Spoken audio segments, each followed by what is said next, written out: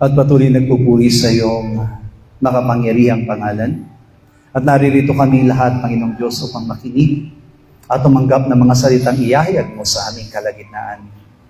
Kaya naman hayaan mo, Diyos, na maihanda mo ang aming puso at ang aming kaisipan sa pamamagitan ng iyong banal na Espiritu Santo. Lagi naming taglayin ang iyong kapangyarihan, ang iyong kaalaman at ang iyong karunungang igagawad mo sa buhay ng bawat sa puso amin. Nawa lahat ng aming maririnig, lahat ng aming mapapag-aralan, lahat ng mga bagay na ihahayag ng iyong banal na Espiritu ay maging katulungan sa aming paglilingkod at maging sa aming mga pananampalataya. Ingatan mo kaming lahat habang kami nakikinig ng mga salita mong ito at hayaan mong baunin namin ito, Panginoong Diyos, sa aming pang-araw-araw na pamumuhay. Pagpalain mo rin sa gabing ito ang lahat ng mga kamay na nagbigay at nagkaloob para sa iyong gawain. Hayaan mo, Diyos, na lagi po nilang maranasan ang puso na malasakit para sa iyong iglesia.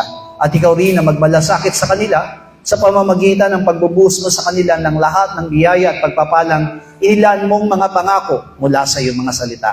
Ibalik mo ng siksik, liglig at nagumapaw na pagpapala at hayaan mong magamit mo ang mga salaping ito sa pagpapalawig pa ng gawain at ministeryong pinagkatiwala mo sa aming iglesia. Maraming salamat po, Ama. Marapat lamang na ibalik sa iyong lahat ng papuri, pagsamba at pagluwalhati sa pangalan po ng aming Panginoong Hesus.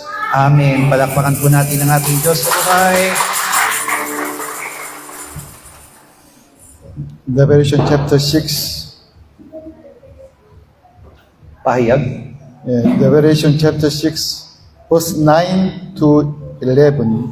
Pahayag, Kabanatang 6, 9 hanggang 11. Sabay-sabay po tayo. Ang nagbuksan niya ang ikalimang tatak, ay nakita ko sa ilalim ng dambana ang mga kaluluwa ng mga pinatay dahil sa salita ng Diyos at dahil sa patotoong sumakad nila. At sila ay sumigaw ng tinig na malakas na nagsasabi, hanggang kailan, O Panginoong banal at totoo, hindi mo ahatulan at ipaghihiganti ang aming dugo sa mga nananahan sa ibabaw ng lupa. At binigyan ng bawat isa sa kanila ng isang maputing balabal at sa kanila ay sinabi na nangagpahinga ka pa ng kaunting panahon hanggang sa maganap ang bilang ng kanilang mga kapwa-alipin at ng kanilang mga kapatid na mga papatayin na manggaya nila. In the Revelation, in the last time, according to Revelation, in the last time, people, seven trumpet sound, God opened seven seals. Sabi po doon sa aklat ng pahayag na sa huling araw at sa huling pagtunog ng pakakaka ay bubuksan muna ng Panginoon yung 7 tatak. In the last judgment, in the first step, God will open 7 seals. At sa huling kahatulan na yon ay bubuksan muna ng Diyos yung 7 tatak. Verse 9, diba? When he opened 5 seals, I saw on the altar the souls, those who been slain in the word of God, for the word of God, and then testimony for the testimony. At katulad ng sinabi sa talatang siya, nang buksan niya ay ikalimang tatak, ay nakita ko sa ilalim ng dambana ang mga kaluluwa ng mga pinatay dahil sa salita ng Diyos at dahil sa patotoong sumakanila. And then verse 10, diba? How long, O Lord, holy and true, until you judge, avenge our blood on those who dwell on us. Asa Diyos at sila'y sumigaw ng tinig na malakas na nagsasabi, hanggang kailan, O Panginoong banal at totoo, hindi mo ahatulan at ipaghihiganti ang aming dugo sa nahara o nananahan sa ibabaw ng lupa. And then verse 11, diba? God gave to them white robe and then said, just this white, waiting until, like as you, fellow servant, your brother, who would be killed as they were, and then was complete. At pagdating doon sa 11, sinabi sa kanila ng Panginoon, ay binigyan sila ng maputing balabal, at sinabi sa kanila na magpahinga pa ng kaunting panahon hanggang sa maganap ang bilang ng kanilang kapwa-alipin at kanilang mga kapatid. Where's altar? Where's verse 9 altar? Pero saan po ba yung sinasabi ditong dambana sa talatang 9? Of course, nearly some believers, they were slain, they were killed by the word of God, for the word of God. Sabi dito na maraming mananampalataya ang pinatay po dahil sa salita ng Diyos. But in this time, we can understand, when we deny ourselves, also same. That is same means we already died in the altar. At alam niyo po ba na ang katumbas po ng mga pananalitang ito ay katulad din po ng ating kamatayan ng lumang pagkatao na tayo po ay paraang inlaan doon sa dambana. In the Old Testament times, there's altar in the tabernacle, also in the desert. At nakikita nga po natin ang dambanang ito doon sa lumang tipan na kung saan ipinatayo ng Panginoon sa tabernakulo at sa ilang. Yeah, that's why they kill the animals and then sacrifice to God on the altar. Kaya naman sila po ay nagpapatay ng mga hayop at inihahandog doon sa dambana. Yeah, but Jesus said, destroy this temple, diba? Because his body, himself is temple. Pero sinabi mismo ng ating Panginoon na wasakin ninyo o sirain ninyo ang templong ito at ang tinutukoy niya doon ay ang kanyang katawan. That's why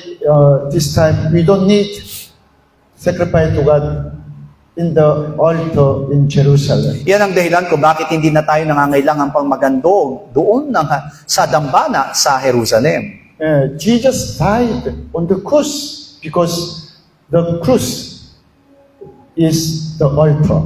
Alam natin ang kamatayan ng ating Panginoong Hesus doon sa krus at ang krus na yon ay kumakatawan doon sa dambana. Yeah, from Jesus Christ, the altar changed from the as temple to the cross. Kaya nga po, mula sa panahon ng ating Panginoong Kristo, yung dambana na doon sa templo ay naging krus ni Kristo. Yeah, 1 John chapter 2 verse 2 said, Jesus Christ became atoning sacrifice for our sins. At katulad ng sinabi sa unang 1, kabanatang 2, talatang 2, sinabi dito na siya'y naging pampalubag loob sa ating mga kasalanan. Yeah, according to NIV, the preposition means sacrifice. Like I said, atoning sacrifice. Kaya kapag sinabing pampalubag loob, siya po yung nagsilbing handog para sa atin. That's why John the Baptist took the name of God who take all of sin, all of sin. Iyan ang dahilan kung bakit sinabi ni Juan Bautista na masdan ninyo ang kordero na ng Diyos na nag-aalis ng ating kasalanan. God the Father, He sent us His Son as a young man. Ibig sabihin, ang Diyos Ama mismo ang nagpadala sa atin sa Kanya bilang isang batang kordero. He sent us His Son as a sacrifice, diba? And then He died on the cross. Ipinadala niya ang kanyang anak bilang handog, kaya naman siya'y namatay doon sa krus. Yeah. That's why we have to really understand, where's today altar? Kaya- It's the cross. Kaya nga po maintindihan at maunawaan natin mabuti na yung inilalarawan ng dambana noon ay ang naging krus ng ating Panginoon. Also, Ephesians chapter 5 verse 2 also same, diba? Jesus loves us and gave himself up for us as a fragrant offering and sacrifice to God. Yan din ang sinabi doon sa Efeso, kabanatang 5, talatang 2, na gaya rin naman ang pag-ibig ni Kristo sa inyo at ibinigay dahil sa atin ang kanyang sarili na hain at handog sa Diyos upang maging samyo na masarap na amoy. Yeah, Jesus Christ gave to himself to us as a offering and sacrifice to God. Na kung paanong ibinigay ni Kristo mismo ang kanyang sarili sa atin bilang handog at hain sa Diyos. Why? Because He want to change our master from ourselves to Himself. Bakit? Sapagkat ang hinangad ng Panginoon ay mapalitan yung nagmamayari sa atin mula sa ating sarili patungo sa Kanya. In the Garden of Eden, people commissioned to God. God was their master owner. Sa halamanan ng Eden, ang itinuturing doon na nagmamayari sa kanilang mga buhay at Panginoon ay ang Diyos. But devil said to them, if you eat this fruit of knowledge of good and evil, you will be like God. Himself, like God, you will be God. At ibinigay sa kanilang utos ng Diyos at sinabi sa kanila na kung kakanin ninyo ang bunga na ito ng pagkalam ng mabuti at masama, malalaman niyo ang mabuti at masama at kayo'y magiging parang Diyos. From that point, the evil dwell in us, and then all the time, we are to be God. Kaya naman mula noon ay nanana sa atin ang masama at simula rin noon ay ninanais na nating maging parang Diyos. Yeah, you are not saying, I want to be God, diba? You are not saying.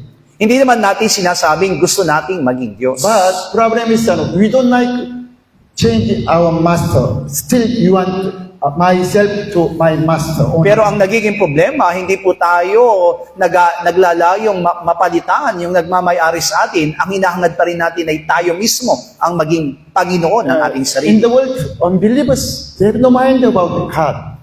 Kaya kung paano nga po na yung mga hindi mananampalataya sa sanlibutan, hindi po nila iniintindi ang Diyos. It's okay because they are unbelievers, still belong to the devil. Maaring masasabi nating normal lamang ito sapagkat hindi pa nila kilala ang Diyos at sila'y kabilang pa sa The Diablo. problems in the church, we call Lord, Jesus, my Lord, but still you want to be my owner and master. Pero ang nagiging problema, yung mga taong nasa loob ng iglesia, bagamat tayo mananampalataya na, hinahangad pa rin na tayo po ang magmay-ari at maging Panginoon ng ating mga sarili. Romans chapter 14 verse 9, di ba? Chapter 14 verse 9. For this very reason Christ died and returned to life so that He might be Lord of both the dead and the living. Katulad ng sinabi sa Roma, Kabanatang 14, talatang 9, sapagkat dahil dito ay namatay si Kristo at nabuhay na maguli upang siya'y maging Panginoon ng mga patay at gayon din ng mga buhay. Jesus Christ died and then He died from death and then He became our master owner. Si Jesucristo'y namatay at muling nabuhay, kaya naman siya po ay magiging ating Panginoon at magmamay-ari sa atin. Because Jesus Christ became man, di ba? Became us, became me, and then He died. At the time, also He died. Sapagkat si Jesucristo ay nagkatawang tao at taglayang katawang katulad ng sa atin, kaya naman yung kanyang naging kamatayan ay ating kamatayan. And then we join to His resurrection. There's no myself, only Jesus Christ living in us. Pero kasama niya rin tayo sa kanyang muling pagkabuhay, kaya na po hindi po dapat manahan at maghari sa atin ang ating mga sarili. That's why from that point, nearly from our heart, our mind, we have to call to Jesus, Lord, and then follow. At mula doon sa ating kalagayang iyon ay tatawagin na natin ng ating Panginoon, ang si Jesus bilang ating Panginoon at magmamay-ari sa atin. 1 Corinthians chapter 15, verse 31, Apostle Pablo said, daily, I am dying every day. Sinabi mismo doon sa unang Korinto, Kabanatang 15, talata po ay 51, ako'y namamatay araw-araw. He understands, but he understands where is altar.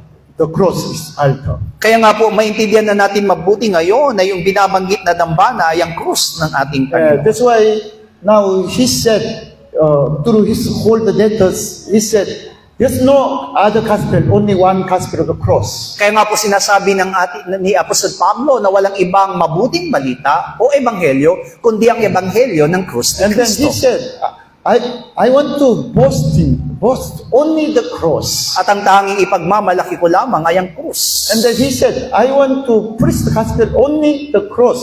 Preach the gospel of the At ang cross. tanging ipapahayag ko lamang na ebanghelyo ay ang tungkol sa krus. He said, I want to know, and then only I want to preach the gospel of the cross. Kaya nga po sinabi niya, ang nais ko lamang maunawaan o makilala at nais kong ipahayag ay ang ebanghelyo ng krus. And then he said, daily I am dying on the cross. Kaya naman sinasabi niya, ako'y namatay sa krus. Because he understands Old Testament time, there's altar in the tabernacle, in the temple of God. But today, our altar is the cross. Sapagkat naunawaan mismo na maliwanag ni Apostol Pablo yung tungkol sa dambana na nandoon sa templo, kaya naman naunawaan niyang mabuti na yung templong iyon ay ang krus. But we don't like die. Ourselves don't like die on the cross. Pero alam kong ayaw nating mamatay yung ating mga sarili doon sa krus. That's why all the time we want to live by ourselves. Yan ang dahilan kung bakit ang ninanasa natin ay mabuhay para sa ating sarili. You see, 1 Corinthians chapter 3, Unang Korinto, Kabanatang 3, from 6 to 15. 6 hanggang 15. Ako ang nagtanim, si Apollos, tama pa sir? 1 Corinthians chapter 3, 6 to 15. Ako ang nagtanim, si Apollos ang nagdilig, ngunit ang Diyos ang siyang nagpalago. Ano pa't walang anuman ang nagtatanim, ni ang nagdidilig, kundi ang Diyos ang nagpapalago. Ngayon, ang nagtatanim at ang nagdidilig ay isa, ngunit ang bawat isa ay tatanggap ng kanyang sariling kagantihan ayon sa kanyang sariling pagpapagal.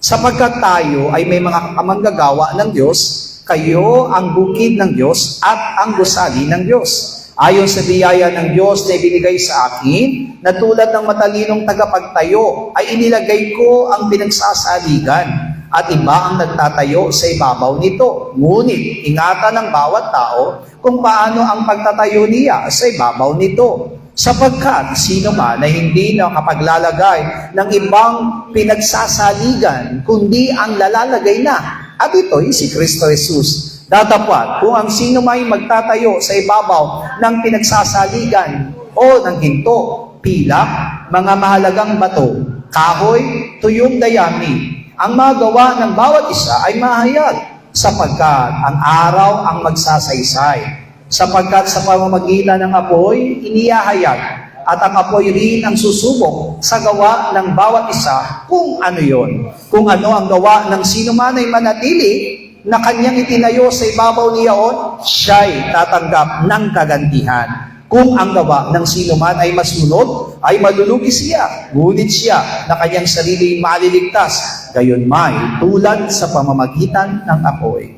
Corinto church members also same problems. Kaya makita natin na ganun din ang naging problema sa iglesia ng Corinto. Even though they were believing Jesus Christ, but still they have strong own self. Na sa kabila po na sila'y nananalig na kay Kristo'y nananaig pa rin yung kanilang mga That's why sarili. some group they said I belong to Apollo, some group I belong to Pablo.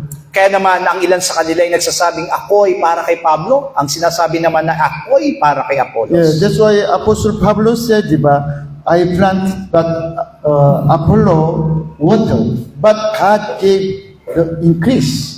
Kaya nga po sa 6 ay sinabi niya ako ang nagdanig, si Apollos ang nagdilig, ngunit ang Diyos ang siyang nag-alaga. That's why who is plant or water is not important because there's no God, no increase. Kaya nga ipinaliwanag po niya na hindi mahalaga yung nagtanim o yung nagdidilig. Ang mahalaga ay ang nagpapalago. Yeah, today also same, diba, in the church, some members they are planted, some members they are watered, but it's not important because already ourselves died on the cross. Yan din ang nangyayari sa loob ng ating iglesia. Maaring ang ilan sa atin nagtatanim, ang ilan sa atin ay nagdidilig, ngunit hindi mahalaga yon sapagkat hindi na mahalaga ang ating sarili. Yeah, because already we changed our must honor. This is important God because God gave the increase. At dahil nga po, binago na natin ang nagmamayari sa atin, kaya hindi na mahalaga ang ating sarili, kundi ang mahalaga na ngayon ay ang Diyos lamang. Yeah, Apostle Pablo said, we just planting and then give waters. Why?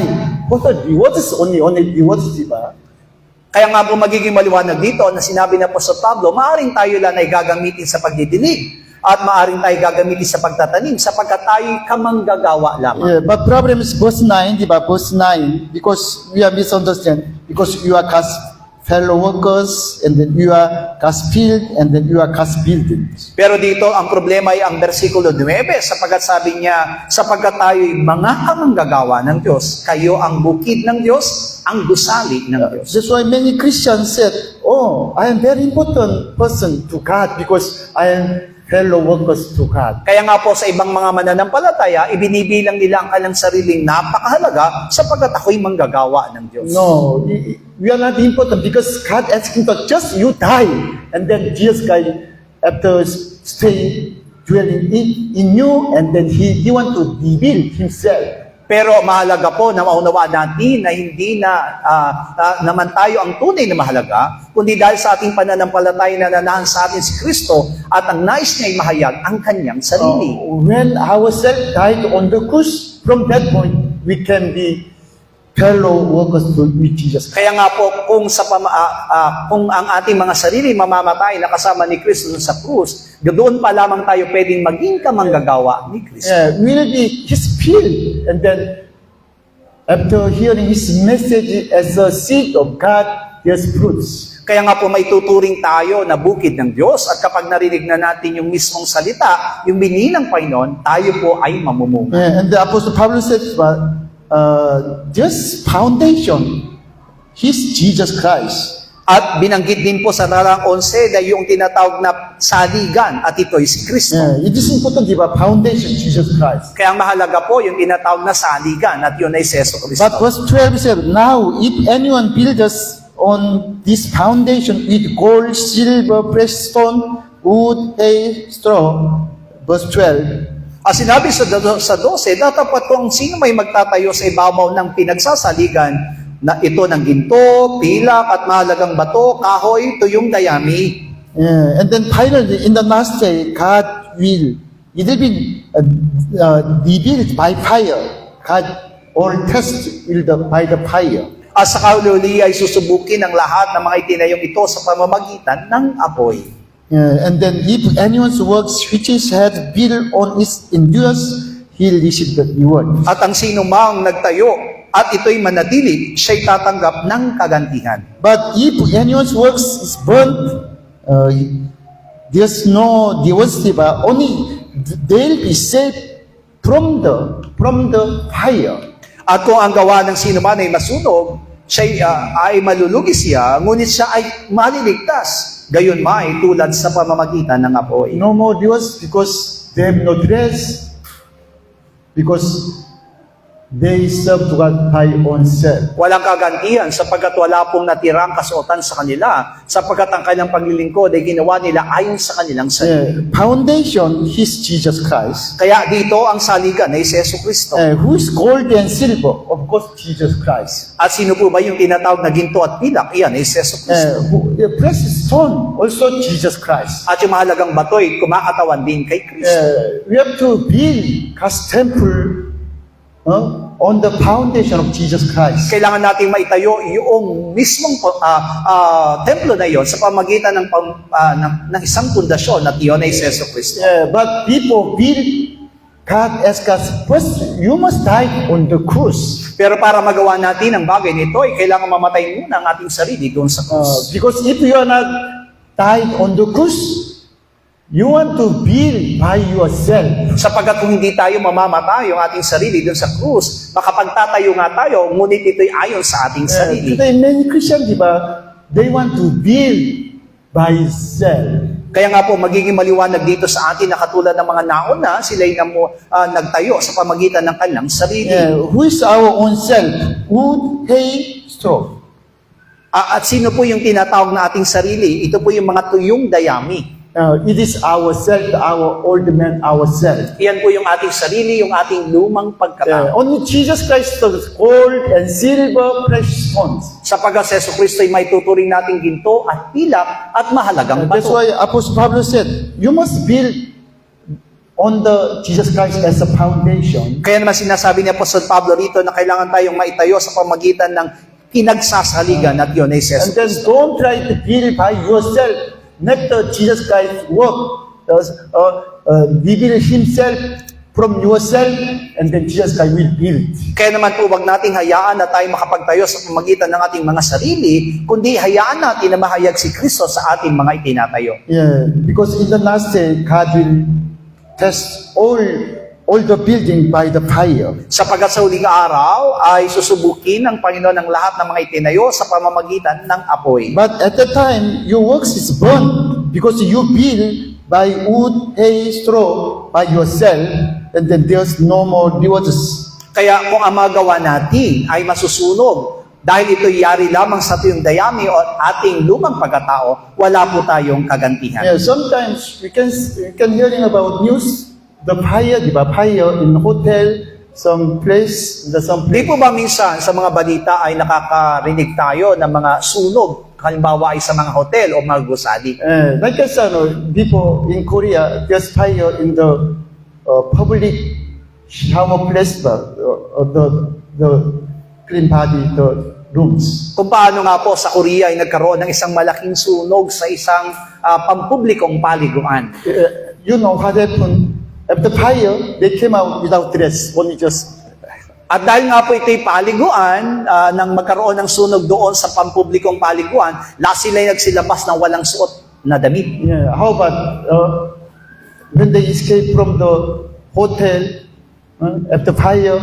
also saying they have no dress. Kaya nga po, katulad din po nung mga nandoon sa mga hotel, kung sila'y lalabas at nagkaroon ng sunog, baka lumabas sila ng walang kasuotan. The last day, God will test our all works in Jesus Christ. At yan din ang mangyayari sa huling araw, na lahat ng ating ginawa ay masusubok sa pamamagitan ni Yesu Kristo. But if we are not deny ourselves, not kill our own self, there's no rewards because our all works in Jesus Christ will be burned. Kaya kung hindi natin itatanggi ang ating lumang pagkatao at mamumuhay tayo at magtatayo sa pamagitan ng ating mga sarili, ito'y masusunog at wala tayong kagantihan.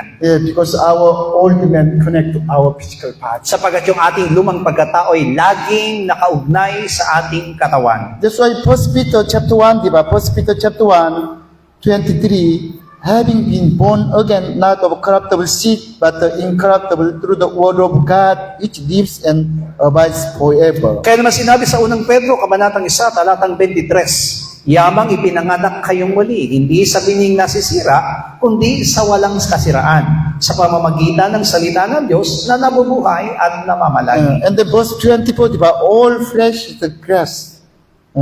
All the glory of man as the flower of the grass. The grass withers and then the flowers fall away. At katulad din ng sinabi sa 24, ang lahat ng laman ay gaya ng damo, ang lahat ng kanyang karangalan ay gaya ng bulaklak ng damo. Ang damo'y natutuyo at ang bulaklak ay nalalanta.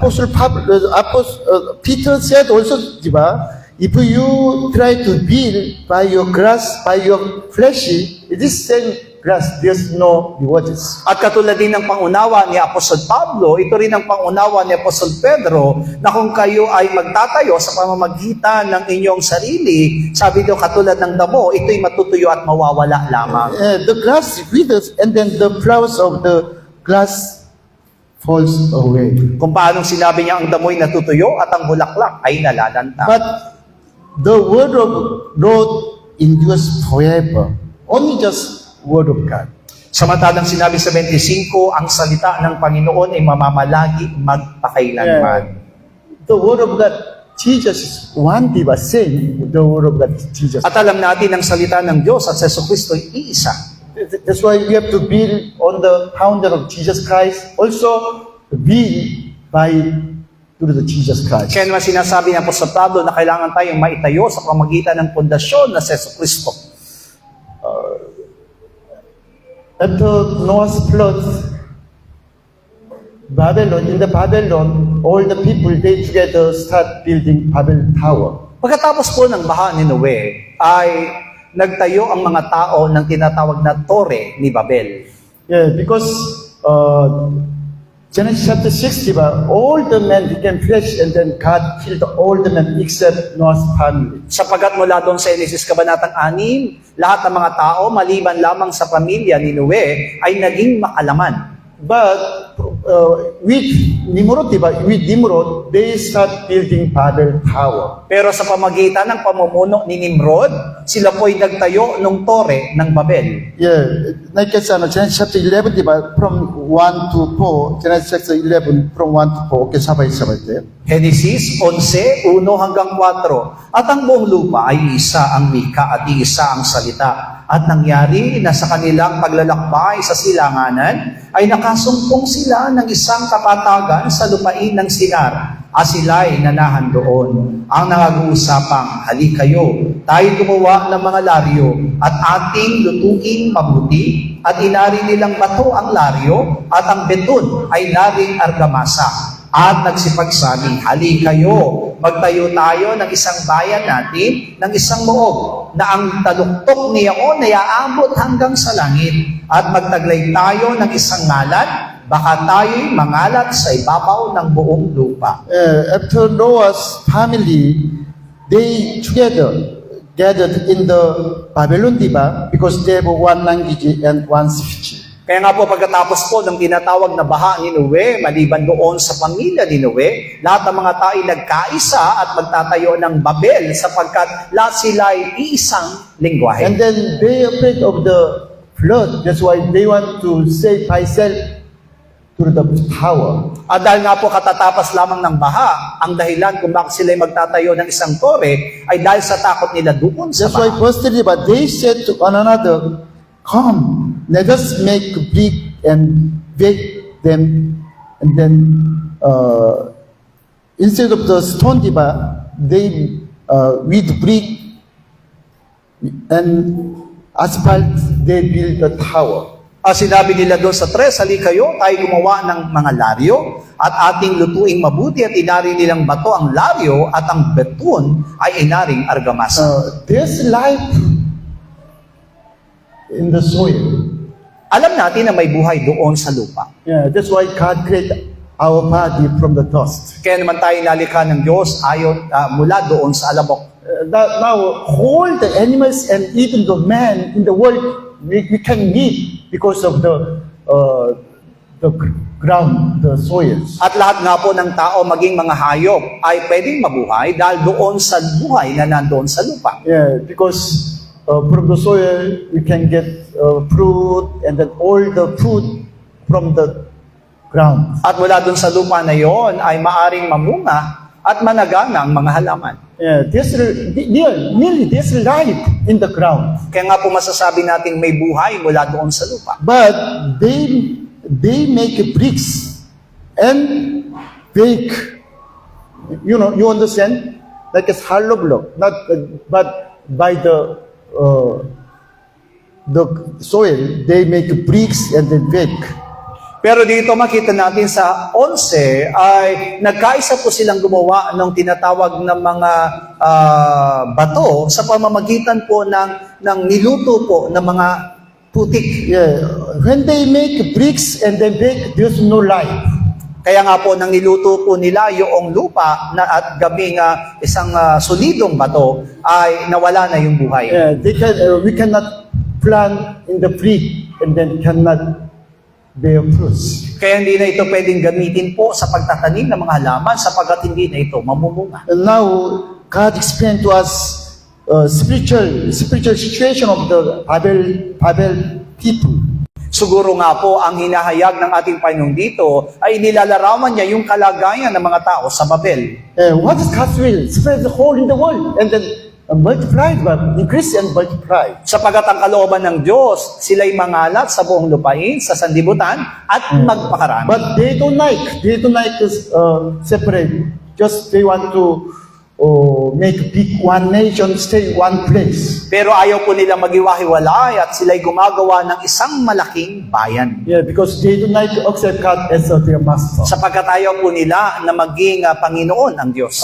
We want to save ourselves through our myself, but not from God's grace of God. At sinasabi nila sa kanyang sarili na ayaw natin na ang mamuno sa atin ng Diyos, ang kanyang biyaya, kundi tayo magtiwala sa ating sarili. All the men, you are saying from first man Adam, we have same mind, same ourselves. At alam natin ang lahat ng mga tao na mula doon sa lahat ng tao na galing kay Adan ay pare-pareho lamang ang kalagayan. That's why automatically, we don't like God, but we don't like God.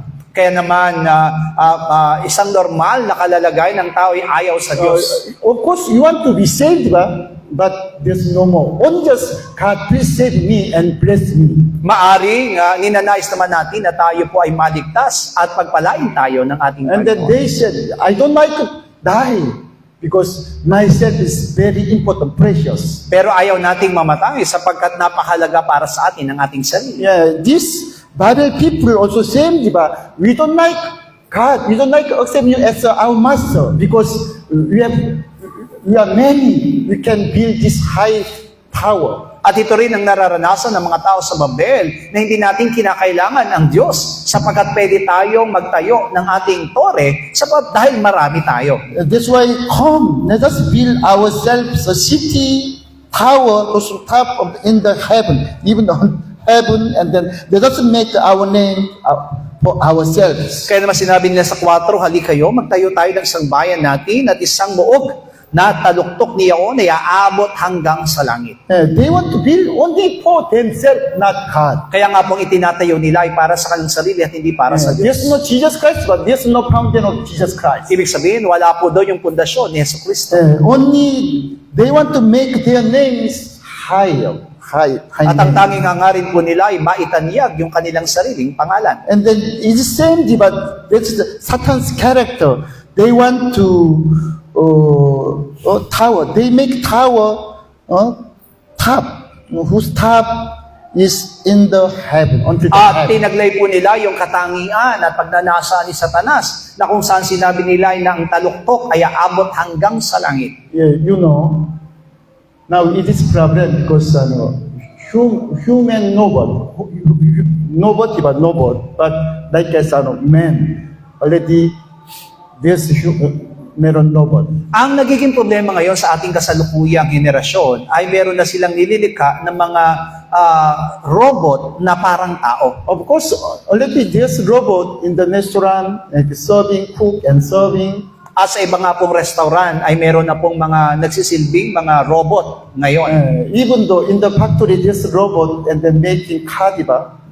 Just assemble car. At maging ang mga pagawaan po ng mga sasakyan ngayon ay robot na rin ang gumagawa ng mga sasakyan. But you know, after 5 years already, we don't need like as a house helper because robot will be house helper. At 5 taon pa po ang daraan, hindi na rin tayo nangangailangan ng katulong sa bahay sapagkat ang magiging katulong sa bahay ngayon ay mga robot na rin. Like as man, diba? Man, same like the body and the talking and the hearing, they can cook and then clean everything. Maaari nga po na ito yung mga robot pero mapapansin natin sa kanila na hindi na po sila parang robot kundi parang isang normal na tao. Pwedeng magsalita, pwedeng gumawa, pwedeng magluto, lahat ng mga gawain. It is very hard to working because just like as when after come to house and then checking, oh, there's dirty and then clean, there's problem and repair like that. Still, there's something problem. Kaya nga po itong mga robot na ito na maaring magiging katulang sa bahay, makita lamang nila na merong marumi, agad sila maglilinis, at kung merong dapat kumpunuhin, sila na mismo ang gagawa. But scientists said, diba, within 5 years already, this robot like a same man. At ayon sa siyensya nga po ay 5 taon pa ang lilipas, mayroon na itong mga taong robot na ito. At the time, there's no need. Workers no need in the like SM sales, they did no need. Kaya po maging ang mga mall, hindi na po nangangailangan pa ng mga sales lady na tao sapagat meron ng mga robot. Even though in the future there's no need a teacher in the school. Kaya maging ang mga guro sa mga eskwelahan ay robot na rin. No need driver, no need like as construction workers, all. Kaya hindi na po gagawa pa yung mga tao katulad sa mga construction at mga driver, kundi mga robot na rin. Which means almost men will be lost our jobs. Kaya maraming mga taong mawawalan ng trabaho. At the time, men will be slave of the robot. At darating ang araw na yon na magiging alipin ng mga robot ang mga tao. Maybe the government, they have money, diba? Because they have many workers, robot workers. And then they have money and then buy food and then like as I give to all the people. Siguro nga po dahil sa robot na magtatrabaho, may ipon na ang pera ng mga bansa. At dahil sa marami ng pera, sila na mismo ang bibili ng mga pagkain ng lahat ng mga tao para bigyan. Yeah. Do you have program? I have program. Only just talking answer to me. Yeah. Meron ba kayong programa o meron kayong apps sa inyong mga cellphone na kapag nagsalita ka, sumasagot yung cellphone? Yeah. When I ask, do you know Pastor John? Injo John? Maybe he's the pastor in the Christianity. At kapag tinanong mo, kilala mo ba si Pastor Jones? Maaaring sasabihin nun ay pastor siya ng mga Kristiyano. Yeah. In the future, we can ask all. You can ask from the AI, diba? AI. Kaya darating ang araw, lahat tayo ay magtatanong sa AI. Yeah, that's why it's very, in the future, it is really problem to us. At masasabi natin ito ay kaginawaan pero malaking problema. Yeah. We lost all our job. Kasi And then mawawala na maybe tayo no ng trabaho. foods. Wala na tayong pagkain. Yeah, because man, you are very tired, diba? After work, very tired, feel tired. But robot, even though whole day working, but they not feel tired. Sapagkat kung ang taong magtatrabaho, may hangganan yung ating pong lakas, agad tayong napapagod. Pero kapag robot, wala. Yeah, even though whole day they can working, and then this nobody, but nobody, they just sit down and then full charging after working. Maari nga po na ito'y debaterya at kapag sila po'y nalobat na, i-charge mo lang, iupo mo sandali, pero agad naman itong naanda. Like in the factory, di ba? There's no man, only robot working. And then roboting, no bot, just sit down and then charging other robot change and working. Kaya maaring darating ang araw sa isang factory, wala na pong taong nagtatrabaho, kundi para robot lamang. Kapag nalobat na yung mga robot, papalitan ng ibang robot. Yeah, did you see robot, even though robot is tumbling? Oh, nakasano, tumbling. Not only just working. At itong mga robot na ito'y may kakayanan, hindi lamang tumakbo at lumakad, kundi magtambling-tambling. Yeah, it's really problem. In the last day, that's why many, almost unbelievers, all the unbelievers, and then many Christians, they is the sign, six pieces of At ito'y sign. magiging malaking problema sa darating na panahon. Kaya naman, maging ang mga hindi mananampalataya at mananampalataya ay may mapapwersang magpatatak ng Yeah, siksik. because this Babel, di ba, spirit of the Babylon is working in the world. Sapagkat alam natin ngayon, ang spirito ng Babylonia o ng Babel ay gumagawa na sa buong That's sanlibutan. why Revelation chapter 18, di ba, in the last day, God will judge Babel, di ba, Babylon. Kaya nga binabanggit po doon sa pahayag kabanatang 18 na hahatulan ng Diyos sa huling araw ang Babylonia. Yeah, 18 verse 2, okay, sabay-sabay. Dos, at siya'y sumigaw na malakas na tinig na nagsasabi, naguho ang dakilang Babylonia at naging tahanan ng mga demonyo at kulungan ng bawat spiritong karumal-dumal at kulungan ng bawat karumal-dumal at kasukulam-sukulam na mga ibon. Yeah, who's Babylon? Of course, in the world, di ba, in the world. In the world. Alam natin na yung tinatawag na Babylonia, yung sanlibutan. But we have to really understand who's true Babylon. That is our old man, ourselves. Pero inilalarawan ng Biblia na yung Babylonia yun ay kumakatawan sa ating lumang pagkatao, Yes. sa ating sarili. There's no God in the Babylon. Walang Diyos na kinikilala sa Babylon. They want to build Babel Tower. They want to build tower until the heaven. At ang hinahangad po nila ay magtayo ng isang tore ng Babel na ang taluktok ay hapot hanggang langit. They said, we don't need God. You. Just, we can be God. Na ito'y lumalarawan na hindi na nila kailangan ng Diyos sapagat sila mismo ang Diyos. Yesterday, I saw YouTube, one Korean lost one hand, diba? But after changing in the hospital from the other person. At kahapon nga po sa YouTube ay nakapanood ako na isang tao sa Korea ay naputulan ng braso. Pero agad itong napalitan sa pamamagitan po ng braso ng iba. Already from the pig, diba?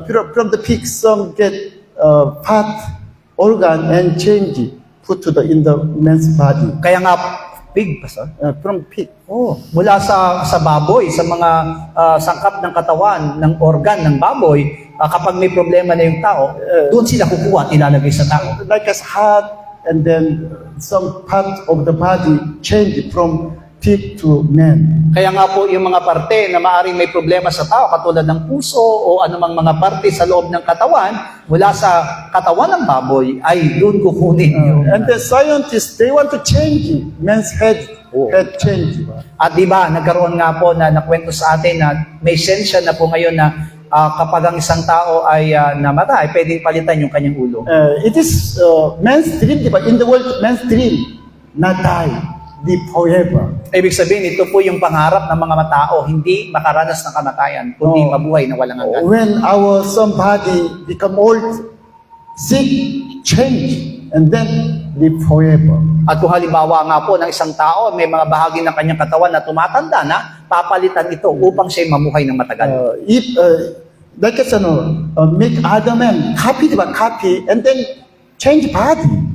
Magko-clone na po. Darating ang araw, magko-clone na. Hindi na kailangan mga anak ang mga babae, kundi i-clone na lang yung tao at gagawa ng iba pang tao. That is Babylon spirit, because they want to be God, same with God. Ang tawag po dyan ay espiritu ng Babylonia, Babylon, sapagkat ang nais po nila ay maging tulad ng Diyos. That's why in the last day, God will judge Babylon. At sa huling araw, katulad ng ating binasa, hahatulan ng Diyos ang Babylonia. Okay, Revelation chapter 20, Pahayag 20. from 24 to 26. 24, ay, Just a moment, not Liberation. The Exodus chapter 20, Exodo 20, 24 hanggang 26. 24 hanggang 26. Isang damba ng lupa ang inyong gagawin sa akin at inyong ihahain doon ang inyong mga handog na susunugin. At inyong mga handog tungkol sa kapayapaan at ang inyong mga tupa at ang inyong mga baka sa lahat ng dakong aking ipinaalala ang aking pangalan ay paparoroonan kita at pagpapalain kita.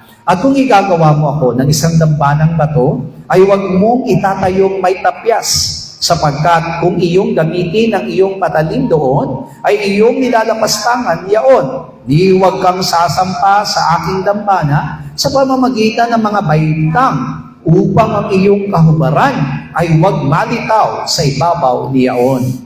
Yeah, verse 24, di ba? You make altar of the us and then sacrifice your burnt offering, your peace offerings. Sinabi mismo dito sa 24, isang damba ng lupa ang iyong gagawin sa akin at iyong ihahain doon ang iyong mga handog na susunugin. Altar, di ba? Altar of us, where I record my name, I'll come to you and then I'll bless you. Isang damba ng lupa na sinabi niya doon na kung saan isang dakong aking ipaalala ang aking pangalan at paroroon kita at pagpapalain kita. Israel people, they came out. Hebrew people came out and they came out from Egypt, and then when they come to desert, God said, you have to make altar of us. Nang ilabas ng Diyos ang mga Israelita mula doon sa Ehipto, inutusan sila na magtayo doon sa ilang ng dambana na lupa. Yeah, altar of the earth means altar of the soil, diba? Soil altar, soil. Sinabi dito ay dambana ng lupa. Yeah, and then on the altar, you shall sacrifice as a burnt offering and then peace offering. At mula sa dambanang iyon ay doon mo ihandog ang susunuging pangkapayapaan. Yeah, it is important. God said, diba? Because my name is in the altar. At napakahalaga yung sinabi ng ating Panginoon na kung saan ipapaalala niya doon sa dambana ang kanyang pangalan. Yeah, Babel people, they make brick, diba? From the soil, they make a brick and break. There's no light. Kung paano nga po na yung mga tao doon sa Babel ay gumawa ng mga binuong mga lupa at doon na nawala na po yung buhay. Yeah, but God said to Hebrew people, you are my people. That's why don't make brick for the altar. Only just soil. By the soil, you make altar and sacrifice. Pero ang utos ng Diyos sa kanila ay kay aking bayan at gagawa kayo hindi lamang ng mga binuong bato, kundi isang dambana mula sa lupa. Yeah, because what's the meaning, spiritual meaning of the bricks?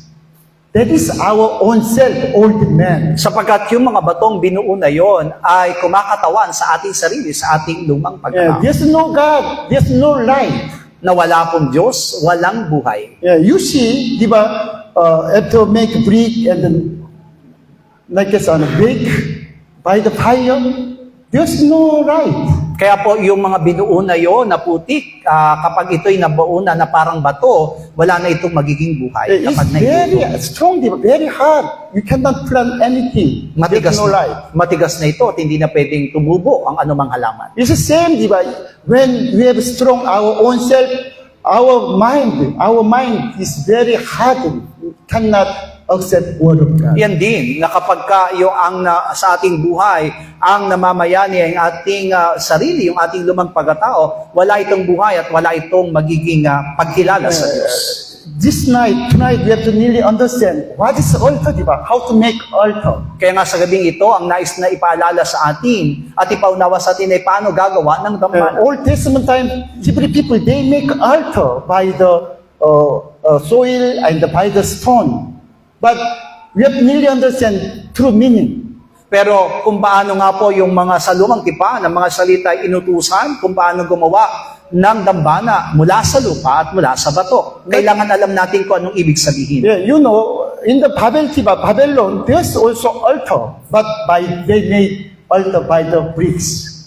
Maaring sa Babylon ay meron din naman po silang tinatawag na dambana, pero hindi ito galing sa lupa, kundi ito'y binuo na ng mga lupa na naging bato. I saw by the program, di ba, TV documentary, there's still altar in the Iraq. Babylon Place. Alam niyo po ba na ayon sa kasaysayan, meron pa rin nananatiling dambana doon sa Iraq. Kasi po yung Iraq yung tinatawag ngayon na The Babylonia. time of the Abraham, they made many altar. Sapagkat nung panahon po ni Abraham ay maraming ginawa si Abraham ng mga dambana. But still remain. They made altar by the brick and then asphalt. At alam niyo po ba na yung mga itinayo nilang mga dambana na yon na mula sa mga bato at mga asfalto ay nananatili pa rin hanggang sa kasalukuyan. Yeah, but they made altar for the own self, themselves, because they don't like accept God as their master. Pero yung ginagawa nilang yung dambana ay para lamang sa kanilang sarili sapagkat hindi nila itinuturing na kailangan nila ang Diyos. Yeah, but God said to Hebrew people, "You are my people." That's why when you make an altar by the soil, just do not make altar by the brick, only the soil, by soil. Pero sinabi mismo ng Diyos sa mga salita, kayo'y aking bayan. Kaya kung gagawa kayong dambana, ito'y mula lamang sa lupa at hindi na kailangan pa na ginawang bato. And then if you make me an altar of the stone, do not using tools, diba? Do not make pantay. Do not make like a good stone by the tools. At ibinanggit din sa 25 na kung kayo gagawa naman ng isang dambanang bato, hindi na kailangan ito hubugin pa at itayo sa pamagitan ng mga instrumento. Yeah, because today when we build the house in the world, we are using some tools and then making square, diba? Bantay, and then put the building. At kung paano nga po, nasa kasalukuyan, di ba, kapag tayo nagtatayo ng mga gusali, kailangan pantay-pantay yung sukat ng mga hollow blocks o yung mga bato na inilalagay. Yeah. At the time, diba, the most of the time, they have silsil. They can make good stone by the silsil. Alam niyo po ba na sa panahon noon ay gumagamit na sila ng mga tinatawag na sinsil para po hugisan yung mga bato. But God said, if you make my altar by the stone, but with tools, it is very dirty. I not accept. Pero maliwanag na sinabi ng Panginoon na kung kayo ay gagawa ng dambana na yari sa bato, at ito inyong tatapyasin sa pamagitan ng mga kagamitan, ito'y may tuturing na madumi. Even though do not make a high step, because when you going up to a high step, you can show your important place. Sinabi rin dito na kung kayo gagawa ng dambana, huwag kayong maglalagay ng anumang baitang sapagkat sa pamamagitan ng mga baitang ay makikita ang inyong kahubaran. That's why you can understand only just altar that God accepting altar is only just on the ground, from the ground, only one. Only like I say, one step and then making by the stone and then the soil. Kaya nga kung magiging maliwanag sa atin na yung hinahangad na lamang ng Diyos na dambana ay isang dambanang mababa at hindi kailangan ng mataas upang makailangan pa ng baitang. You see now almost Korea big church, they have nearly big building. At alam niyo po ba na sa Korea, halos lahat ng karamihan ng mga iglesia na malalaki. They spend so much money for the decoration. Really very beautiful. At sila po talagang gumagasa sa malalaking salapi para lamang doon sa kagandahan ng And then usually they said the preaching table is altar, diba? Altar. This is altar. At itinuturing po nilang dambana yung mismong pinapangaralan. Yeah, that's why even the pastor, when they going up to altar for the preaching, they remove the shoes, change clean sandals. Kaya nga po sa Korea, kapag halimbawa mangangaraling pastor, kailangan niyang hubarin yung kanyang sapatos at meron na pong nakalaang tsinelas doon na panyapak para po lamang doon sa kanyang damit. Yeah, because they don't know what is God's will. Ang dahilan lang po niya na hindi nila alam kung anong kalooban ng Diyos. Yeah, Jesus Christ died on the cross. Si Kristo'y namatay sa krus. From time of Jesus Christ, our altar changed from the soil, the stone, to the cross. Kaya nga po mula sa panahon ng ating Panginoong Hesus na yung dambanang iyon napalitan, mula doon sa dambanang lupa, ito'y napalitan ng krus. Yeah, where's our altar? On the cross. Kaya nga po magiging maliwanag sa atin ang dambana ng bawat sa atin ay ang krus. On the cross, we have to kill our own self. At mula doon sa krus na yun ay kailangang mamatay ang ating lumang pagkatao. Yeah, from that point, Jesus Christ lived in us. And then, time to time, He want to reveal from us. At mula doon ay mabubuhay sa atin at mananahan sa atin si Kristo at siya ang mayahayag sa pamamagitan ng ating. We cannot any kind of truth. Only when Jesus Christ reveal us by the Holy Spirit. This fruit of the Holy Spirit. Kaya nga po hindi natin kayang mamunga ng sa ating sarili at mamunga lamang tayo sa pamamagitan ng Espiritu Santo. That's why when we died on the cross, the same, we have altar on the cross. Kaya po kapag tayo namatay doon sa krus, tayo po ay nagtataglay na ng dambana. Yeah, that's why Jesus said, but deny yourself and take cross, follow me every day, all the time follow me. Kaya nga po sinasabi ng ating Panginoon, tanggihan mo ang iyong sarili, limutin mo ang iyong sarili, pasanin ang krus at sumunod sa Yeah, because every day when you can see your old man, your own self, who against me, and then at that time died on the cross. Sapagkat araw-araw makikita natin yung mga bagay na laban sa Diyos. Kaya naman kailangan nating mamatay araw-araw. Yeah, Apostle Pablo said, he said, daily, every day I am dying on the cross. Because he understand about right. Yan ang dahilan kung bakit sinabi ni Apostol Pablo na siya'y namamatay araw-araw sapagkat alam niya kung ano ang buhay. But today we do not understand about gospel of cross. Pero tayo, hindi natin naunawaan ang mabuting balita ng krus. Even though hearing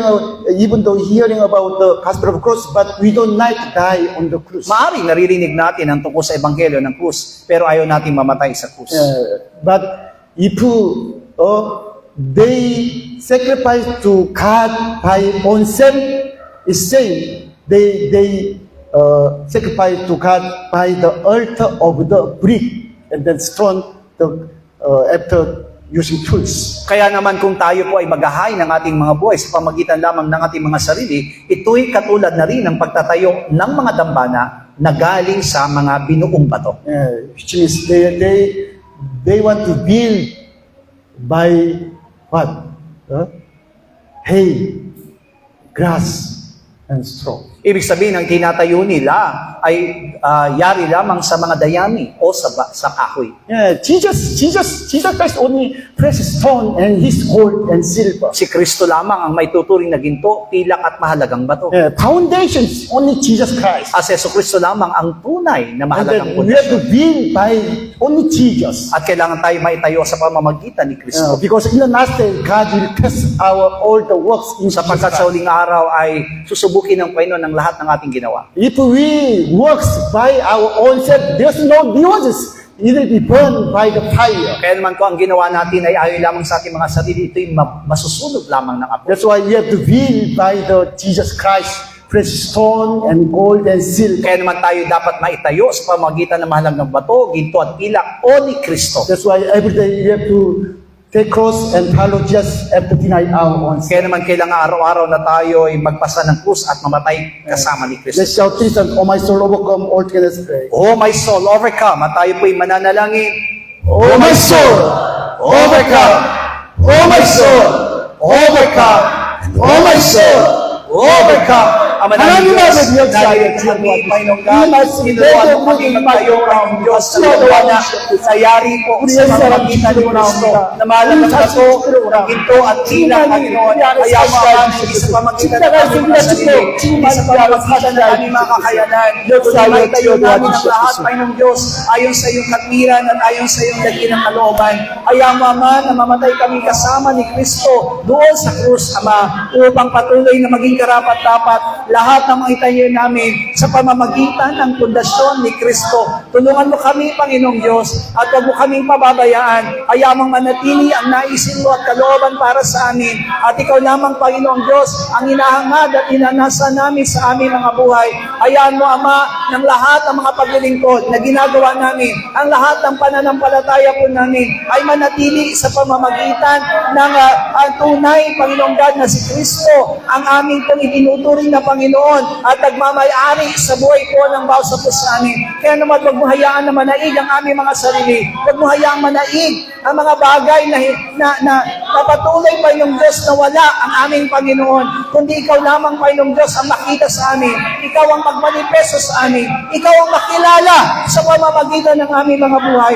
Nataya mo, Ama, na magampanan namin ang lahat at patuloy na makita mo kami sa huling araw na natutupad at nagagawa namin ang lahat ng bagay, Panginoong Diyos, ayon sa pundasyon na inilaan mo sa amin at Ikaw iyon, Panginoong Jesucristo. Salamat, Panginoong God, sa pagkatalam namin na sa pamamagitan ng mga natutunan namin, magiging matibay at magiging matatag kami at magagawa namin ang lahat ng niloloob at nilalayin mo para sa aming Panginoon lahat. Salamat po, Ama, at inangkin namin ang katagumpayan. Umaasa kami, Panginoong Diyos, na Ikaw lamang ang maghahari sa amin sa pangalan ng aming Panginoong Jesus. Amen. All together, Lord's Prayer.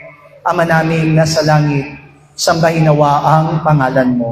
Ikaw nawa ang maghari sa amin. Sundin nawa ang iyong kalooban dito sa lupa tulad ng sa langit. Bigyan mo po kami ng pagkain kailangan namin sa araw na ito at patawarin mo po kami sa aming mga kasalanan tulad ng aming pagpapatawad sa mga nagkakasala sa amin. At huwag mo kaming iharap sa mahigpit na pagsubok, kundi ilayo mo po kami sa masama, sapagkat iyo ang kaharian at ang kapangyarihan at ang kapurihan magpakailanman. Amen. God bless you all. See you on Lord's Day.